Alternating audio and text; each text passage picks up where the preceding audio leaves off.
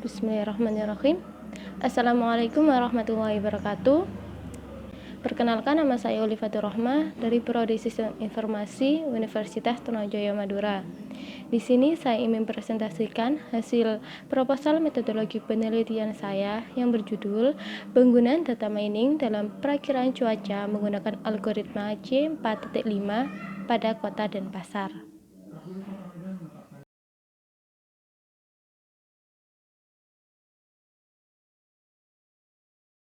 Yang pertama adalah latar belakang. Berbagai bidang sektor perekonomian Indonesia dapat sangat dipengaruhi oleh faktor cuaca, diantaranya seperti sektor pariwisata, sektor industri, atau bahkan sektor perikanan.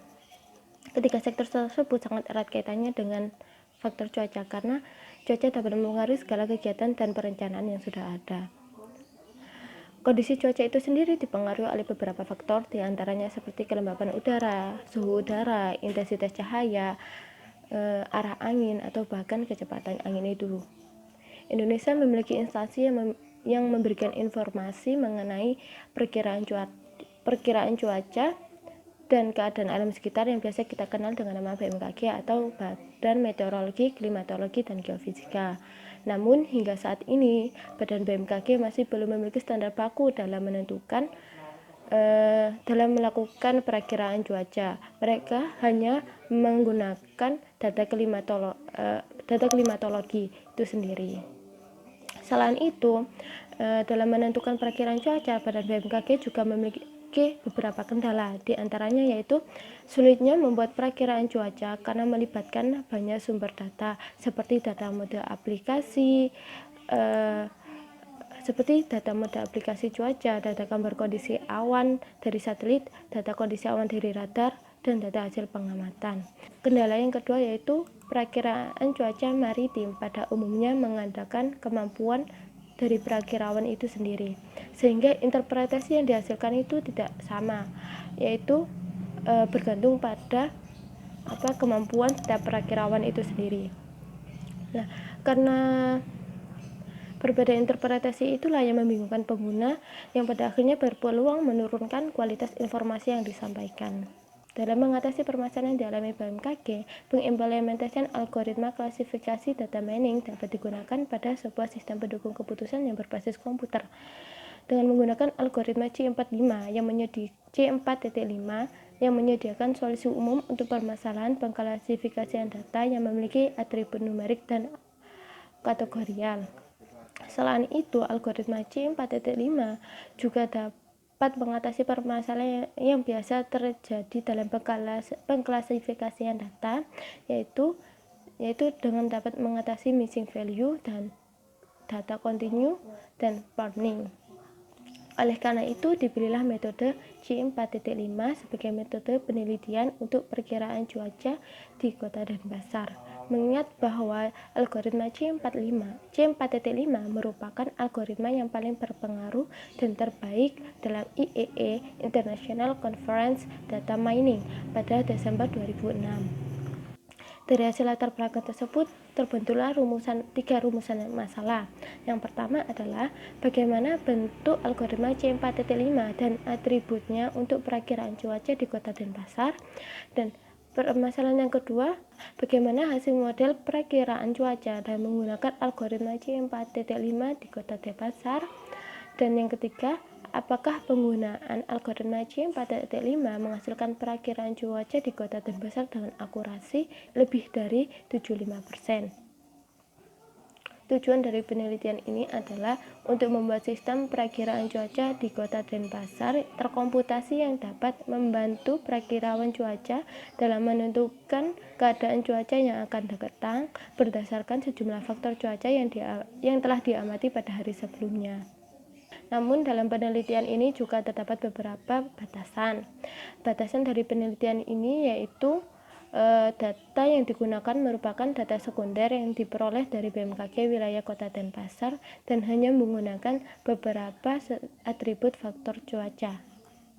Baik, yang berikutnya adalah tinjauan pustaka. Pada tinjauan pustaka ini ada 4 subbagian, yaitu ada data mining, decision tree, algoritma C4.5, dan penelitian yang terkait. Baik, langsung aja kita yang pertama, yaitu data mining. Data mining adalah proses penambangan suatu informasi dengan menggunakan teknik statistik, artificial intelligence, ilmu komputer, machine learning, dan lain sebagainya yang nantinya akan mengidentifikasi dan mengekstraksi informasi yang bermanfaat dan pengetahuan yang terkait dari suatu database yang besar. Data mining ini merupakan salah satu cabang ilmu komputer yang relatif baru. Selanjutnya ada decision tree atau sebuah pohon keputusan. Decision tree ini adalah suatu metode pengklasifikasian yang kuat dan terkenal karena mudah untuk diinterpretasi oleh manusia. Pohon keputusan merupakan model prediksi menggunakan struktur berhierarki. Konsep pohon keputusan adalah mengubah data menjadi aturan keputusan dan pohon keputusan. Terdapat beberapa keunggulan dalam metode decision tree ini, yaitu diantaranya mampu mengeliminasi perhitungan dan data-data yang tidak diperlukan. Yang kedua adalah memiliki kecepatan yang relatif cepat. Yang ketiga, dapat dirubah menjadi rule klasifikasi dengan mudah dan sederhana. Yang keempat, dapat dibandingkan tingkat keakurasiannya dengan model lainnya. Selanjutnya adalah algoritma C4.5. Algoritma C4.5 merupakan salah satu algoritma decision tree yang dikembangkan oleh J. Ross Quinlan yang dapat digunakan untuk menganalisis ataupun memprediksi suatu kejadian dengan pembentukan pohon keputusan. Algoritma C4.5 memiliki input berupa sampel dan training sampel. Sampel sendiri itu berupa fields yang digunakan sebagai parameter dalam klasifikasi data, sedangkan training sampel merupakan data contoh yang digunakan untuk membangun sebuah tree yang telah diuji kebenarannya. Dalam membuat algoritma C4.5 itu terdapat 4 alur.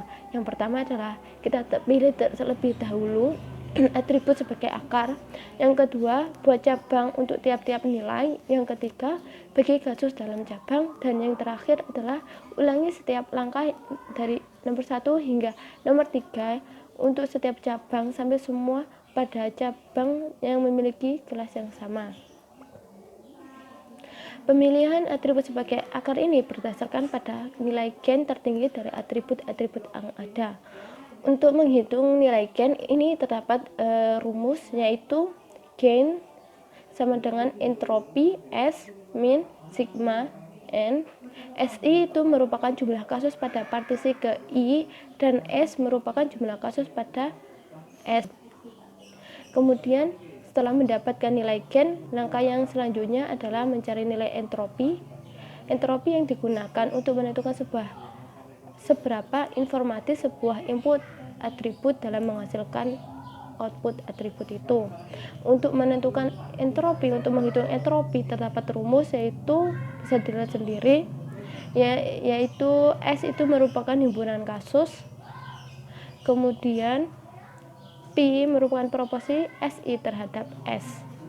Kemudian pada subbab terakhir dari tinjauan pustaka, yaitu penelitian terkait.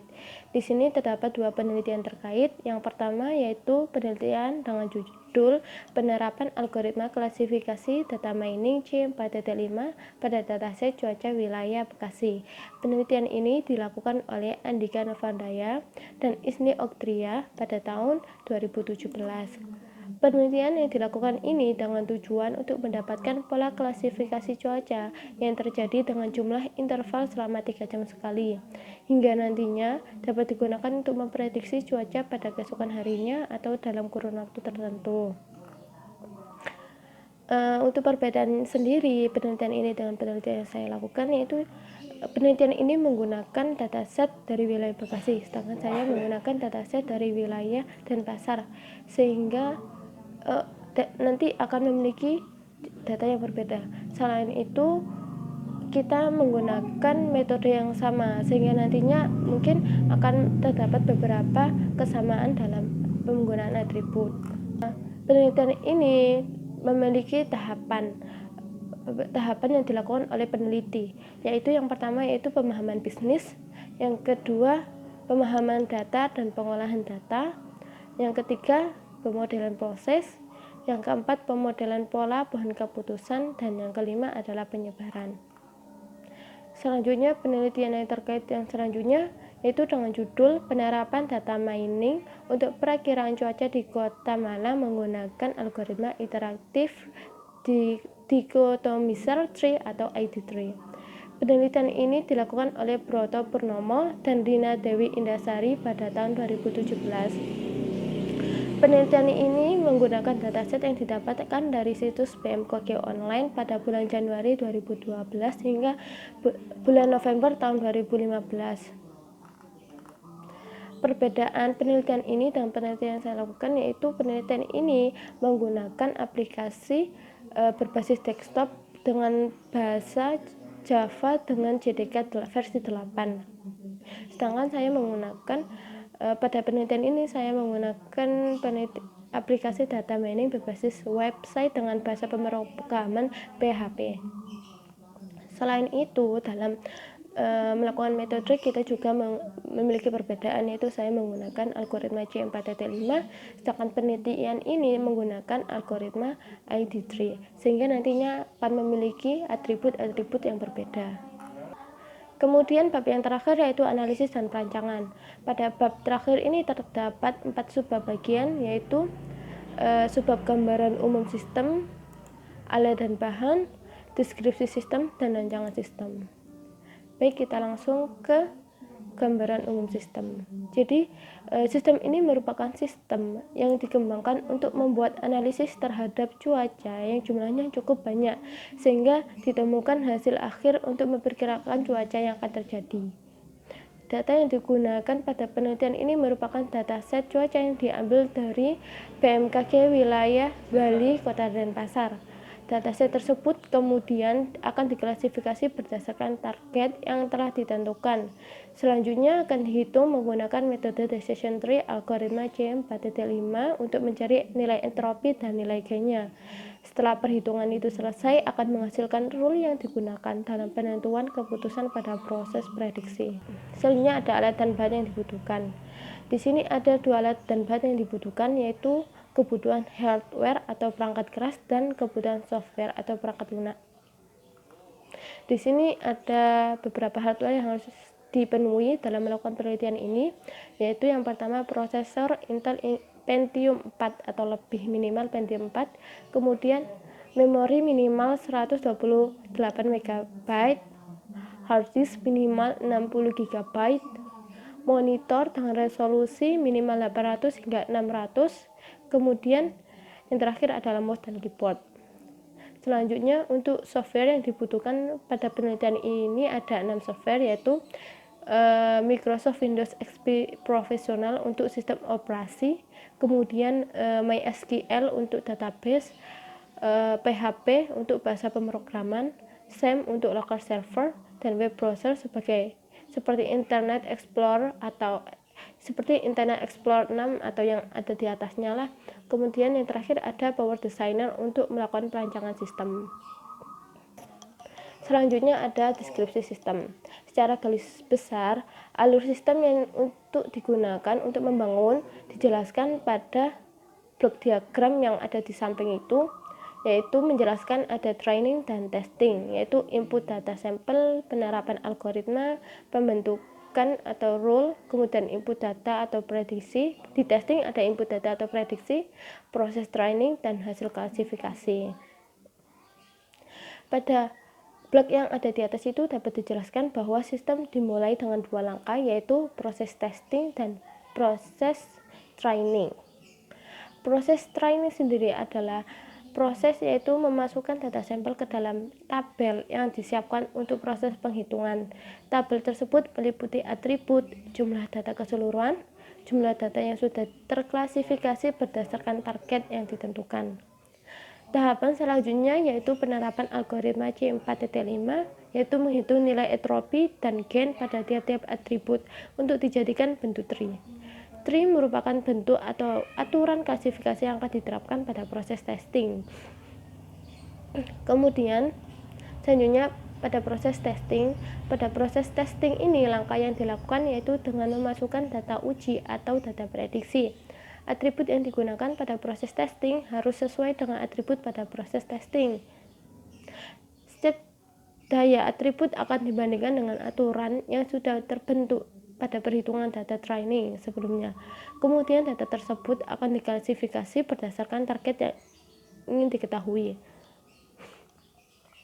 Berikut merupakan flowchart untuk pohon pembentukan keputusan yang berjalan pada alur sistem. Yang pertama ini adalah flowchart penentuan root. Flowchart penentuan root itu berjalan pada saat penentuan root, yaitu yang pertama itu ada sistem akan menghitung total nilai informasi dari data training. Kemudian sistem akan mendaftar atribut A. Yang ketiga yaitu tiap-tiap atribut akan dihitung nilai gain dan nilai entropinya. Selanjutnya sistem akan membandingkan nilai gain terbesar dari tiap-tiap atributnya. Setelah nilai gain tersebut didapatkan, sistem akan memilih atribut dengan gain terbesar sebagai atribut terbaik untuk dijadikan akar. Setelah itu, sistem akan mengulang proses tersebut hingga atribut yang ada di dalam daftar habis itu terhitung. Selanjutnya ini adalah flowchart penentuan node. Untuk menentukan cabang pada tree yang telah dibentuk, yaitu yang pertama yaitu dengan cara sistem akan memilih atribut dengan nilai gain yang tertinggi. Selanjutnya, nilai yang ada pada atribut tertinggi akan diklasifikasi berdasarkan target yang ingin dicapai. Kemudian tiap-tiap atribut akan hitung nilai entropinya sehingga semua atribut itu habis. Selanjutnya nilai entropi yang 0 akan dikoreksi untuk penentuan klasifikasi khusus. Dan yang terakhir, bila nilai entropi lebih dari 0 maka nilai tersebut akan dijadikan cabang pada node selanjutnya. Selanjutnya adalah flowchart penentuan cabang, yaitu yang pertama sistem akan menghitung jumlah kasus pada atribut dengan gain. Setelah itu menghitung nilai entropi total dari atribut dengan gain tertinggi, mendaftar atribut A selain dari atribut gain tertinggi, menghitung entropi dari masing-masing nilai atribut ke n hingga habis terhitung semuanya. Selanjutnya, yang kelima menghitung nilai gain dari masing-masing atribut, menentukan gain maksimal sebagai penentuan node selanjutnya. Setelah itu, setelah node selanjutnya terpilih, maka proses perhitungan akan berulang lagi mulai dari penentuan cabang dan penentuan node hingga semua atribut habis dieksekusi mencapai end of tree. Selanjutnya adalah rancangan sistem. Rancangan sistem itu sendiri merupakan alur dari proses sistem pengolahan data dalam satu rancangan. Pada tahap ini dilakukan perancangan sistem menggunakan diagram konteks dan DFD atau data flow diagram. Nah, yang pertama ini adalah relasi tabel. Bisa dilihat relasi tabel dari database pada penelitian ini, yaitu data yang menggambar relasi tabel itu sendiri merupakan data yang menggambarkan hubungan antar tabel yang satu dengan yang lainnya. Selanjutnya yang kedua ini adalah gambar dari diagram alir data level 1. Diagram alir data level 1 ini menggambarkan alur sistem beserta penyimpanan datanya. Terdapat 4 proses, yaitu login, master data, perkiraan cuaca, dan laporan. Nah, untuk diagramnya bisa dilihat ini. Baik, sekian presentasi dari saya, kurang lebihnya saya mohon maaf. Wassalamualaikum warahmatullahi wabarakatuh.